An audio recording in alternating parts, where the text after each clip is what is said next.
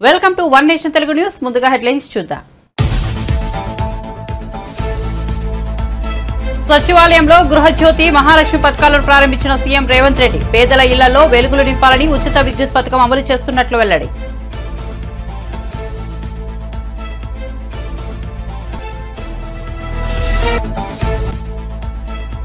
విజయవాడలో BJP core committee సమావేశం. హాజరైన కేంద్ర మంత్రి రాజ్నాథ్ సింగ్. బీజేపీ సమావేశంలో ఏపీ రాజధానిపై చర్చ. పొత్తులు ఉంటాయని సంకేతాలు ఇచ్చిన రాజ్నాథ్.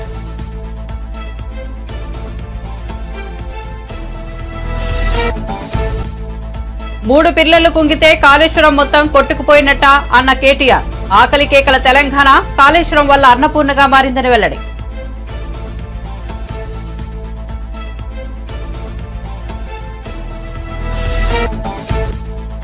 అయోధ్య రాముడి జన్మంపై బీజేపీ ఎంపీ బండి సంజయ్, మంత్రి పొన్నం ప్రభాకర్ మధ్య మాటల యుద్ధం. బండి సంజయ్ రాజకీయ డ్రామాకు తెరలేపారన్న మంత్రి పొన్నం.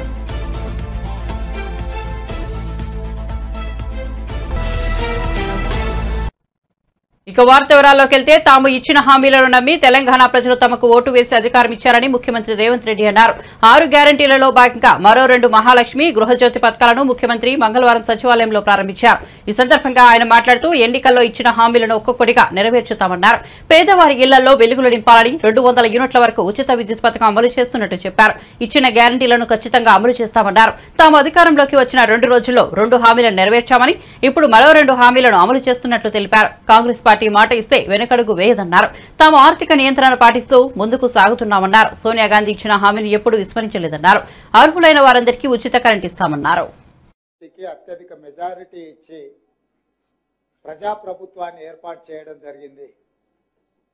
డిసెంబర్ 7 నాడు ప్రమాణ స్వీకారం చేసిన మేము డిసెంబర్ 9, 2023 నాడు ఆర్టీసీలో మహిళలకు ఉచిత ప్రయాణము, రాజీవ్ ఆరోగ్యశ్రీ పథకాలను రెండింటిని ప్రమాణ స్వీకారం చేసిన 48 గంటల్లోనే అమలు చేసి నిరంతరాయంగా ఇప్పుడు ప్రజలకు ఆ 2 పథకాలను అమలు తీసుకురావడం జరిగింది. ఇప్పుడు మళ్ళీ రాష్ట్ర ప్రభుత్వం ఆర్థిక వెసులుబాటును అంచనా వేసుకొని నిజమైన లబ్ధిదారులకి పథకాన్ని అమలు చేయాలన్న ఆలోచనతోటి ప్రజాపాలన పేరు మీద గ్రామ సభలు నిర్వహించి ప్రజల దగ్గరికి వెళ్ళి గ్రామాలలో ఈ పథకాలకు అవసరమైన అర్హుల నుంచి వాళ్ళ నుంచి అప్లికేషన్స్ తీసుకొని వాటిని క్రోడీకరించి అర్హులైన నిజమైన లబ్ధిదారులకు ఈరోజు 200 యూనిట్ల వరకు గృహ అవసరాలకు ఉచిత విద్యుత్తు, అదేవిధంగా 500 రూపాయలకే సిలిండర్ కార్యక్రమాన్ని ఈరోజు లాంఛనంగా ప్రారంభించుకుంటున్నాం. వాస్తవంగా మీకు అందరికి తెలుసు, చేవెళ్లలో ఈ కార్యక్రమాన్ని పెద్ద ఎత్తున 1,00,000 మంది మహిళల సమక్షంలో శ్రీమతి ప్రియాంక గాంధీ గారు కూడా సభకు హాజరయ్యి కార్యక్రమాన్ని ప్రారంభించాలి అని చెప్పి ప్రభుత్వం నిర్ణయించుకున్నది. కానీ నిన్న మహబూబ్ నగర్ జిల్లా స్థానిక సంస్థల ఎమ్మెల్సీ ఎన్నికల ప్రకటన రావడము, పాత ఉమ్మడి మహబూబ్ నగర్ జిల్లాలో ఉన్న మండలాలు వివిధ జిల్లాలలో ఉండడం వల్ల ఎన్నికల కోడ్, ఎన్నికల నిబంధనలు అడ్డు రావడంతో చేవెళ్లలో ప్రారంభించాలనుకున్న ఈ కార్యక్రమాన్ని ఈరోజు సచివాలయానికి మార్చి ఇక్కడ మా అందరి మంత్రులు, శాసనసభ్యులు, శాసనమండలి సభ్యులు, ప్రభుత్వ అధికారులు, హైదరాబాద్ మేయర్తో సహా చాలా మంది కార్యక్రమంలో హాజరయ్యి ఈరోజు లబ్ధిదారులకు లాంఛనంగా ఇక్కడ ఈ కార్యక్రమాన్ని ప్రారంభించుకుంటున్నాము.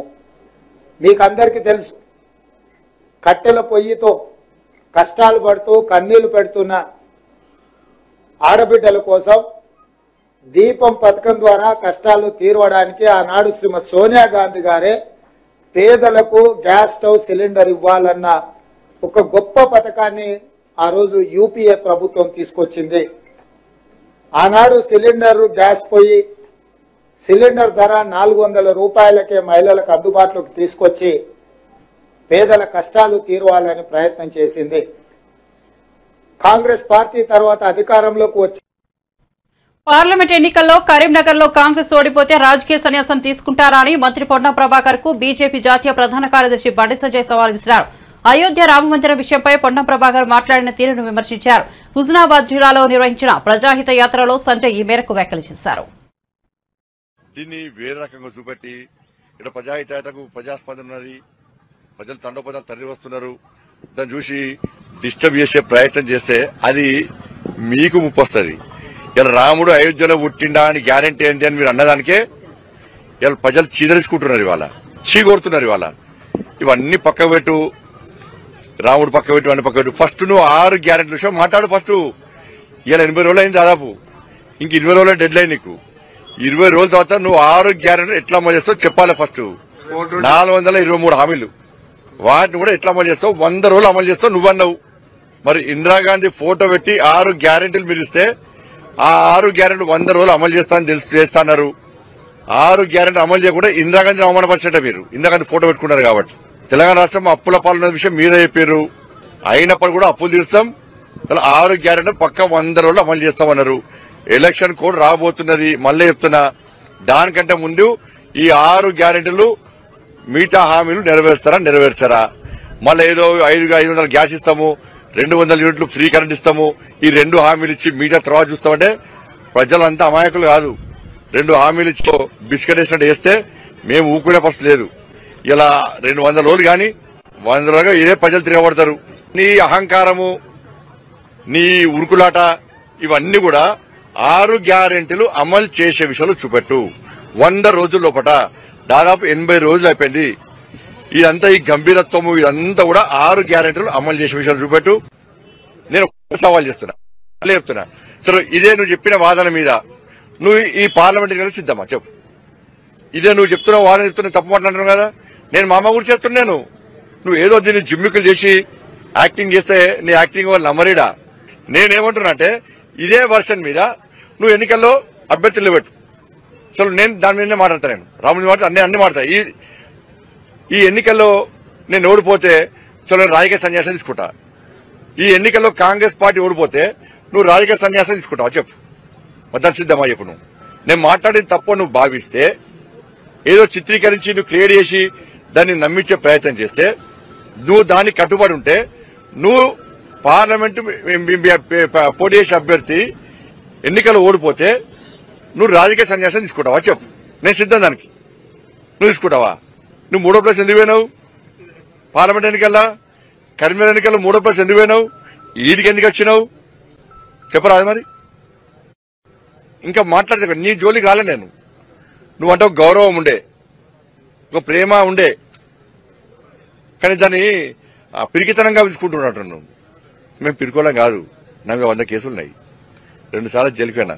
ఇక్కడ మా కార్యకర్తలు అందరు జైలుపోయారు. అందరి మీద కేసులున్నాయి. మీరు బీఆర్ఎస్ పార్టీ లెక్కనే ఇట్లా అహంకారంతో వ్యవహరిస్తా అంటే ప్రజలు అప్పుడు ఎట్లా తిరగబడతారో త్వరలో తిరగబడతారు. అతి త్వరలో, అతి తక్కువ సమయంలో వ్యతిరేకత ఉన్నటువంటి పార్టీ కాంగ్రెస్ పార్టీ. ఉస్మానాబాద్ ప్రశాంతంగా ఉన్నది. మేము ప్రశాంతంగా ప్రజాహిత యాత్ర తీసుకుంటున్నాం. వీళ్ళు చిచ్చు పెట్టి ఉస్మానాబాద్ లో మొత్తం శాంతి భద్రత సమస్య సృష్టించి, ఒక అలజడి సృష్టించి, రెచ్చగొట్టే వాతావరణం సృష్టించి ప్రశాంతంగా ఉన్న ఉస్మానాబాద్ ప్రశాంతం దెబ్బతీసే ప్రయత్నం చేస్తున్నారు. వీళ్ళు ఏడవడానికి అదే ఉంటుంది. అయోధ్య రాముడి జన్మపై బీజేపీ బండి సంజయ్, మంత్రి పొన్నం ప్రభాకర్ మధ్య మాటల యుద్దం కొనసాగుతోంది. అయోధ్య రాముడి విషయంపై కాంగ్రెస్ నేతలపై తాను చేసిన వ్యాఖ్యలకు కట్టుబడి ఉన్నానని బండి సంజయ్ స్పష్టం చేయగా, దీనిపై మంత్రి పొన్నం ప్రభాకర్ తాజాగా స్పందిస్తూ బీజేపీ ఎంపీపై విరుచుకుపడ్డారు. బండి సంజయ్ రాజకీయ డ్రామాకు తెరలేపారని మండిపడ్డారు.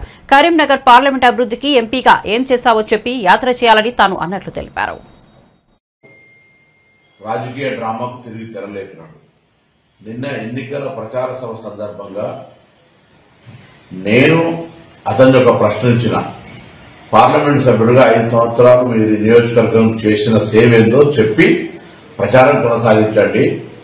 శ్రీరాముడి పేరు మీద ఓట్లాడడం కాదు, మీరు నిజంగా ఈ నియోజకవర్గ అభివృద్ధి చేసి ఉంటే దాన్ని చెప్పమని అడిగితే నేను ఎన్నడూ అననటువంటి మాటలు, రాముడి పుట్టుక గురించి, అక్షింతల గురించి మాట్లాడి నా తల్లి జన్మకు సంబంధించిన మాట్లాడి నేను సభ్య సమాజాన్ని కొడతామని. జన్మనిచ్చిన తల్లి, నా తల్లి కావచ్చు, ఇంకొకరు తల్లి కావచ్చు, రాజకీయాలు అడిగిన ప్రశ్న నియోజకవర్గ అభివృద్ధికి సంబంధించి అయితే అతను మాట్లాడిన మాట తల్లి జన్మం గురించి మాట్లాడుతూ ఉన్నాడు. సమాజం గమనించాలి. తల్లి పాత్ర, ఎవరి తల్లి అయినా తల్లి. అటువంటి మాటలు మాట్లాడిన వ్యక్తి రాజకీయ డ్రామా చేస్తూ తిరిగి ఆ యాత్ర ఒక ప్రచారం రావాలనే ఆలోచనతో మళ్ళీ ఎవరు అడ్డుకుంటున్నట్టుగా ప్రచారం చేస్తారు. మేమెవరూ అడ్డుకుంటలేదు. ప్రజాస్వామ్యంలో యాత్ర చేసి హక్కున్నది. మీరు మాట్లాడిన మాటల్ని మళ్ళీ ఏమంటున్నారు? చట్టరీత్యా చర్యలు తీసుకుంటాము. ప్రజలే మనకు చట్టం, ప్రజాస్వామ్యమే మనకు చట్టం. ఈ ప్రజల ముందు నేను అడుగుతా ఉన్నా, అమ్మ, ప్రతి బిడ్డకు జన్మనిచ్చుంటారు ఒక తల్లి.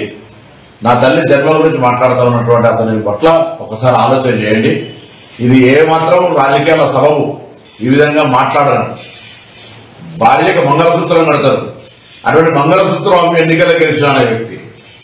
అసలు రాముడు అంటే, శ్రీరాముడు అంటే ఎంత గౌరవము. ఆనాడు అయోధ్య రాముడిగా సీతమ్మ కోసం జరిగినటువంటి కష్టము, లేదా రాముడు తండ్రి మాట విలువించినటువంటి పరిస్థితి గురించి మాట్లాడే వీళ్ళు నా తల్లి గురించి మాట్లాడే, తల్లి జన్మ గురించి మాట్లాడితే ఏం రాజకీయం? భారతీయ జనతా పార్టీ రాష్ట్ర కేంద్ర నాయకత్వం ఆలోచన చేయాలి.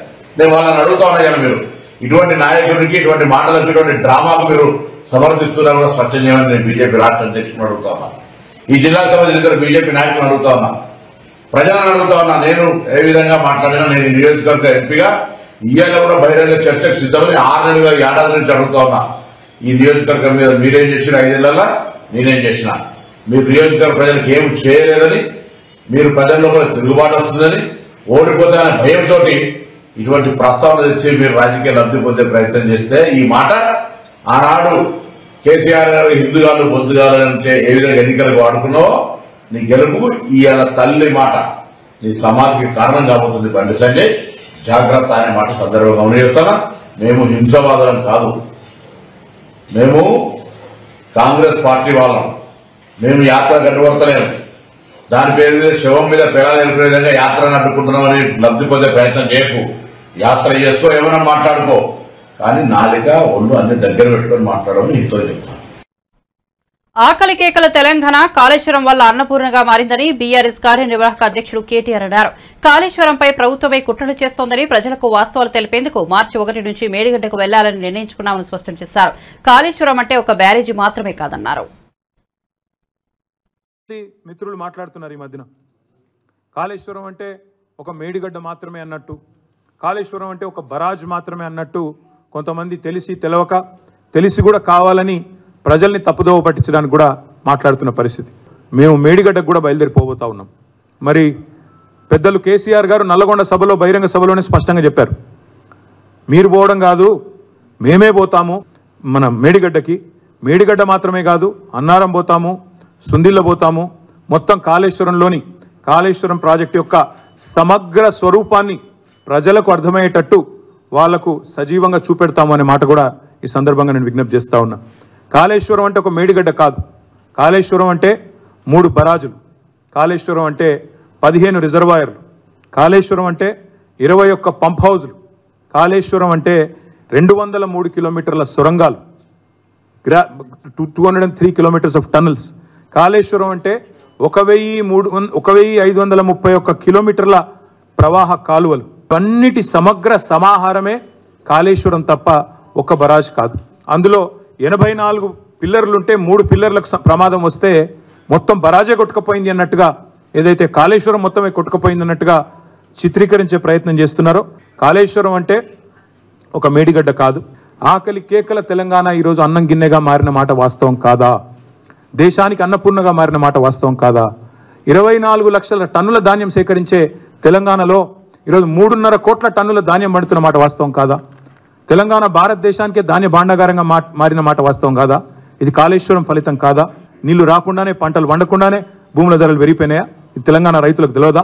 ఆలోచించమని కోరుతా ఉన్నా. కానీ ఇన్ని తప్పుడు లెక్కలు చెప్పినా కాళేశ్వరంలో కూడా మన రాష్ట్ర ప్రభుత్వమే, కాంగ్రెస్ ప్రభుత్వమే శాసనసభలో ఇచ్చిన నివేదిక చూస్తే దాని ప్రకారం కూడా 20 లక్షల ఎకరాలకు నీళ్ళు వచ్చినాయని వాళ్ళే చెప్పారు.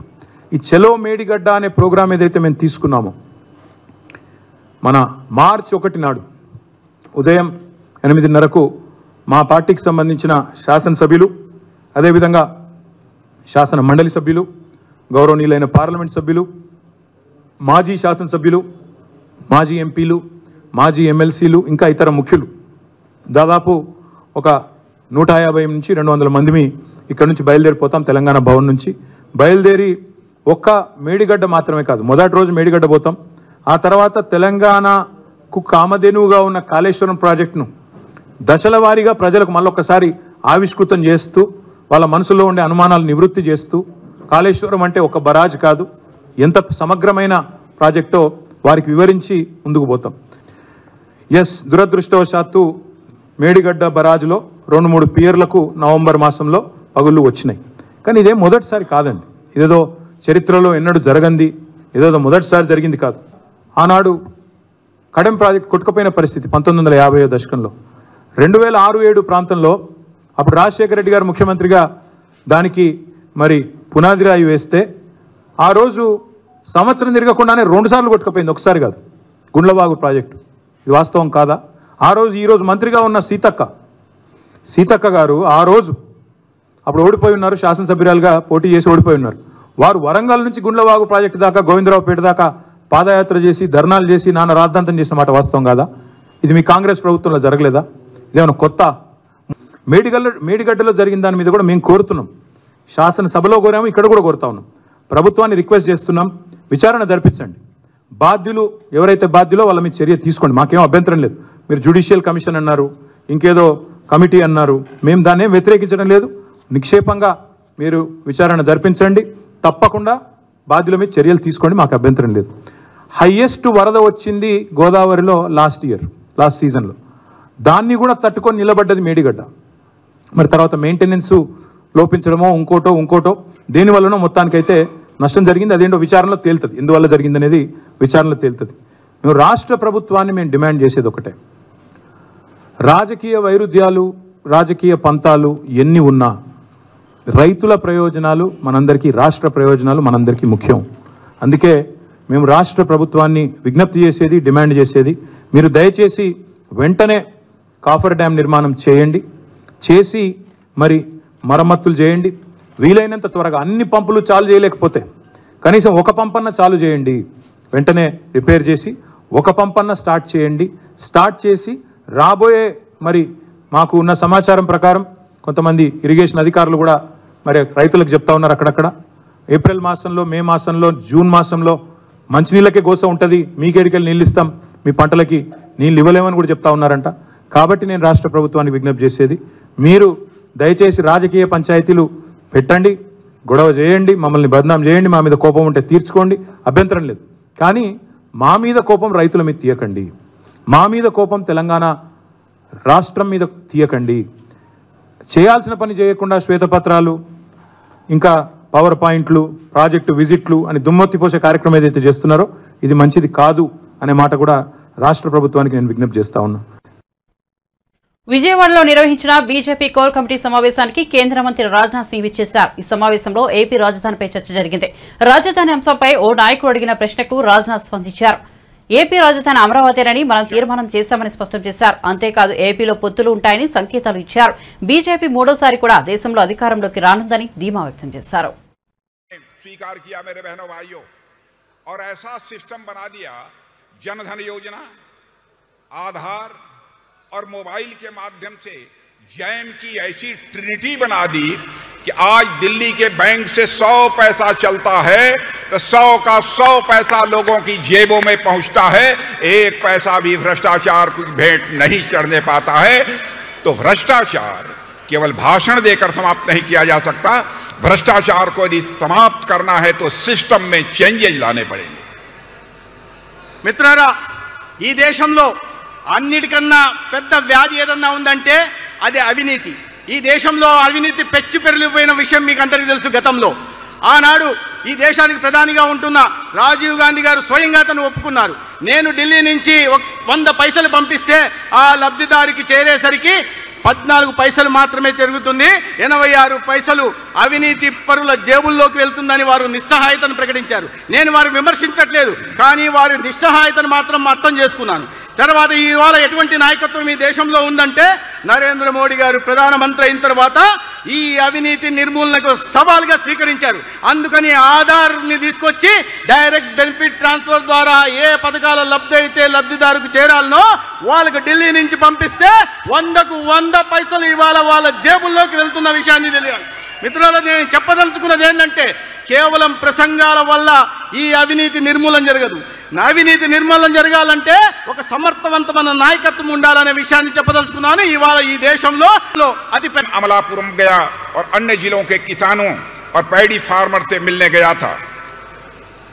మిత్రులారా, యూపీఏ సమయం మత్స్యకార రంగానికి కూడా ప్రత్యేక जाकर आंध्र प्रदेश के लोगों को बतला देना कि जिस दिन आंध्र प्रदेश पे हमारी सरकार बन जाएगी, हमारी सरकार इस पोलवरम प्रोजेक्ट को स्वयं प्रधानमंत्री ने कहा मैं स्वयं अपने हाथों में ले लूंगा और इस पोलवरम प्रोजेक्ट को मैं पूरा कराऊंगा।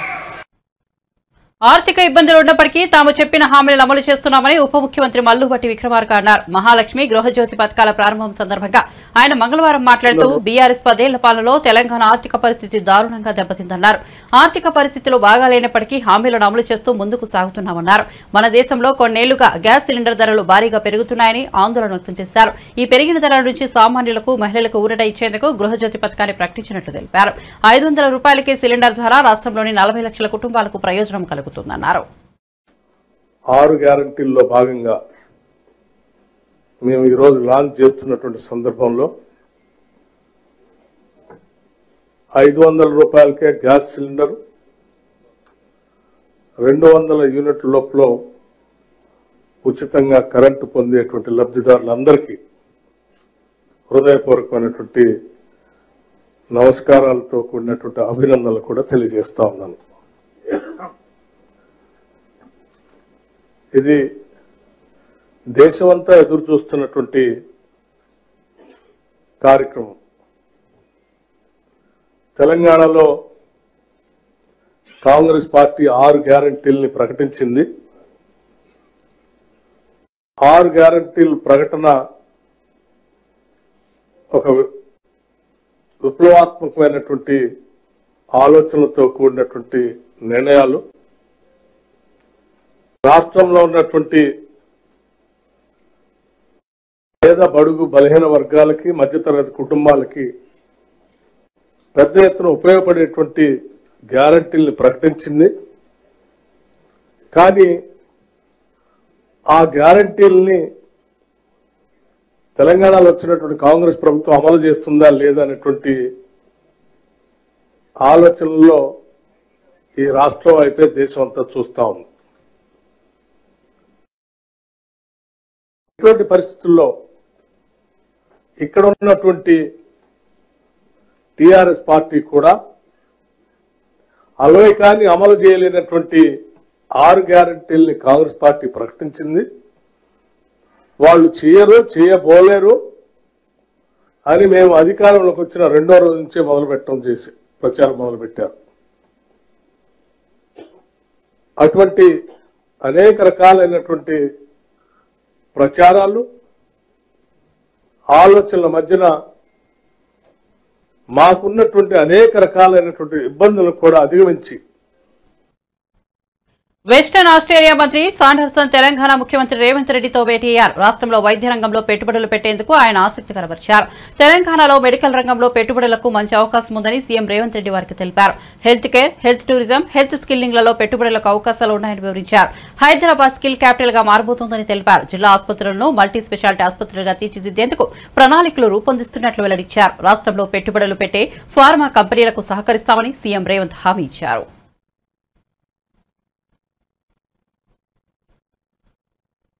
ఏపీ మంత్రి రోజాపై సినీ నిర్మాత కాంగ్రెస్ నేత బండ్ల గణేష్ సంచలన వ్యాఖ్యలు చేశారు.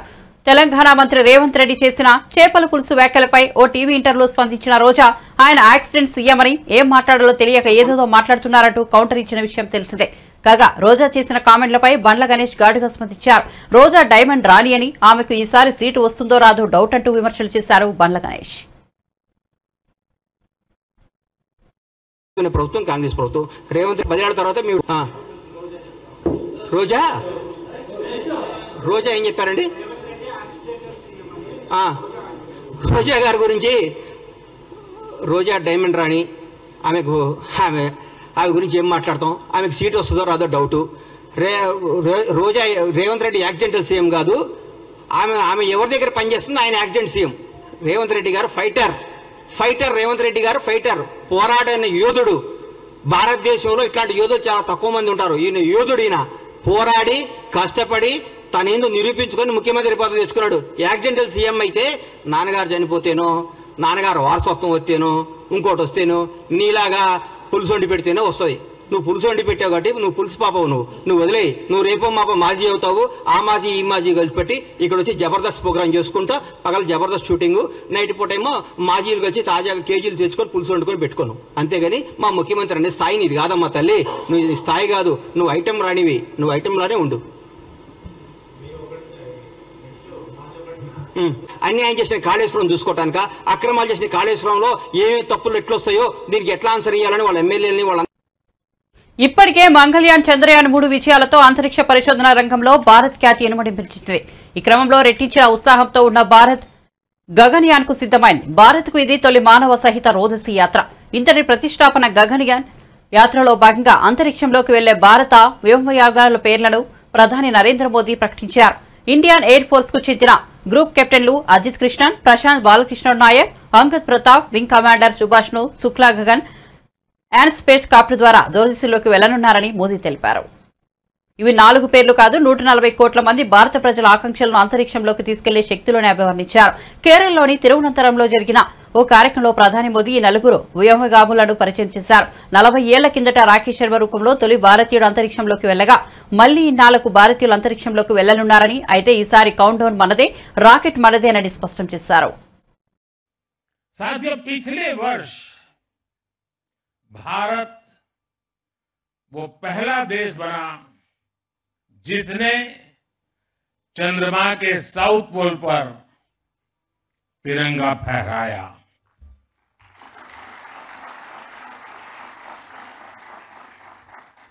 आज शिव शक्ति पॉइंट पूरी दुनिया को भारत के सामर्थ्य से परिचित करा रहा है।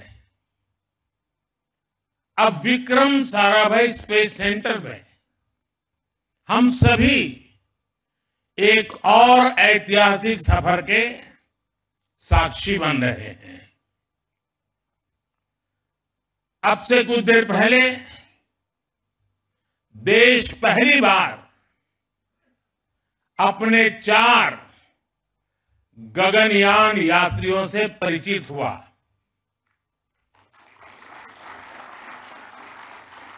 ये सिर्फ 4 नाम और 4 इंसान नहीं है, ये 140 करोड़ एस्पिरेशंस को स्पेस में ले जाने वाली 4 शक्तियां हैं।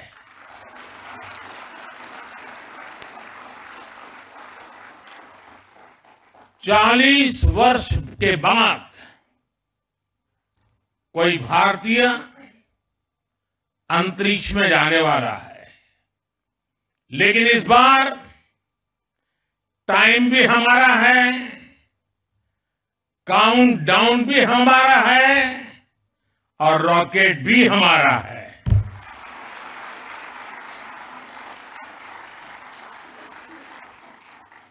मुझे खुशी है। బులెటిన్ ముగించే ముందు హెడ్లైన్స్ మరోసారి చూద్దాం. సచివాలయంలో గృహజ్యోతి మహాలక్ష్మి పథకాలను ప్రారంభించిన సీఎం రేవంత్ రెడ్డి. పేదల ఇళ్లలో వెలుగులు నింపాలని ఉచిత విద్యుత్ పథకం అమలు చేస్తున్నట్లు వెల్లడి.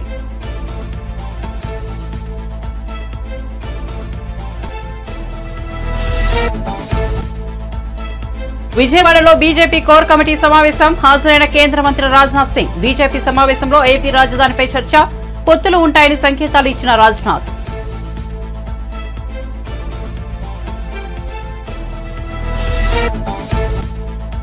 మూడు పిల్లర్లు కుంగితే కాళేశ్వరం మొత్తం కొట్టుకుపోయినట్టానన్న కేటీఆర్. ఆకలి కేకల తెలంగాణ కాళేశ్వరం వల్ల అన్నపూర్ణగా మారిందని వెల్లడి.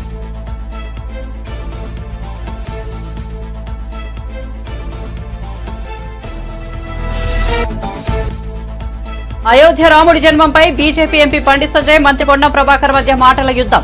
బండి సంజయ్ రాజకీయ డ్రామాకు తెరలేపారన్న మంత్రి పొన్నం.